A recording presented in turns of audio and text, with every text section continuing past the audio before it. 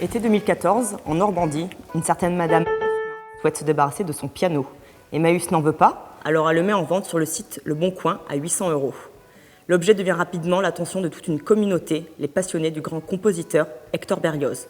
Hector Berlioz est un grand compositeur, mais c'est aussi un homme infâme. Le 5 novembre 1847, alors qu'il est à Londres, sa maîtresse, la cantatrice Marie Ressiot, achète un piano chez le facteur français Erard, sous le nom de Madame Berlioz, pour 3500 francs. La friponne n'épousera le compositeur que quelques années plus tard. Les événements et les notes s'enchaînent. Marie décède, lègue l'instrument à sa mère qui elle-même le remet à Hector, Berlioz du nom.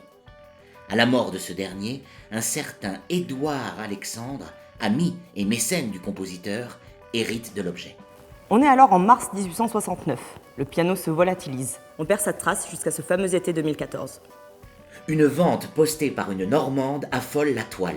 Le numéro de série de l'instrument 19972 indique qu'il s'agit du piano de Berlioz. La propriétaire contacte le musée Hector Berlioz de la Côte-Saint-André.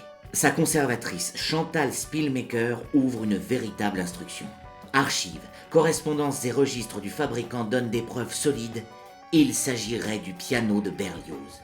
Un tableau des collections du musée réalisé par Melchior Blanchard en 1865 montre Berlioz devant le piano. Elle consulte alors Frédéric de la Granville, musicologue, et Thierry Maniguet, conservateur au musée de la musique, à Paris.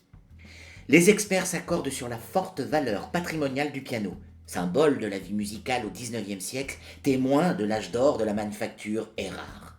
Cet instrument permettra d'appréhender le rôle de Berlioz dans la reconnaissance des innovations musicales. Pour Chantal Spielmaker, le piano doit rejoindre les collections du musée. Elle plaide alors sa cause devant la commission d'acquisition qui vote à l'unanimité l'achat de cet objet exceptionnel. Un accord est passé. Le département de l'Isère l'acquiert pour 55 000 €. Une somme qui couvre l'achat, le transport jusqu'à Amsterdam à l'atelier du restaurateur Fritz Jan Maat pour un bain de jouvence et son déplacement jusqu'à la maison natale du compositeur, l'actuel musée Hector Berlioz. La restauration à partir de pièces et matériaux provenant d'autres pianos Erard de cette époque permet à ce piano de restituer la pureté et l'intensité du son dont rêvent les virtuoses.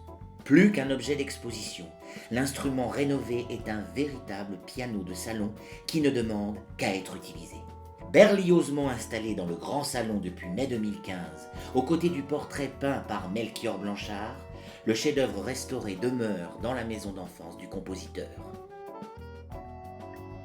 Un dossier classé au musée Hector Berlioz à la Côte-Saint-André.